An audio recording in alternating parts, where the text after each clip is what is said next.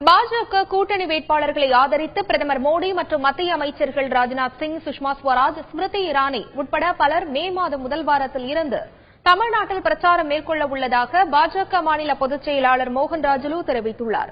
தந்தி டிவிக்கு அவர் அளித்த பேட்டியில் இவ்வாறு கூறினார்.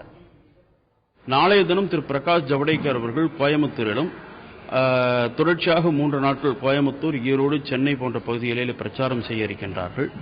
ஏற்கனவே தேசிய தலைவர் திரு அமித்ஷா அவர்கள் பேசி சென்றிருக்கின்றார்கள்.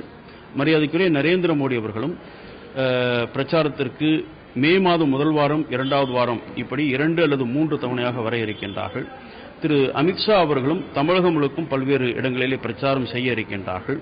இது தவிர மத்திய உள்துறை அமைச்சர் திரு ராஜ்நாத் சிங் அவர்கள், திருமதி சுஷ்மா ஸ்வராஜ் அவர்கள், திரு ஷானவாஸ் ஹுசேன் அவர்கள், திரு வெங்கையா நாயுடு அவர்கள், திரு நிதின் கட்கரி அவர்கள், திருமதி ஸ்மிருதி இரானி அவர்கள் உள்ளிட்ட பல்வேறு அமைச்சர்களும் பாரதிய ஜனதா கட்சியினுடைய மூத்த தலைவர்களும் பிரச்சாரம் செய்ய இருக்கின்றார்கள். அதற்கான பிரச்சார திட்டத்தை நாங்கள் இப்பொழுது தயாரித்துக் கொண்டிருக்கின்றோம். 2-3 நாட்களிலே முழுமையான பட்டியல் தயாரிக்கப்பட்டுவிடும்.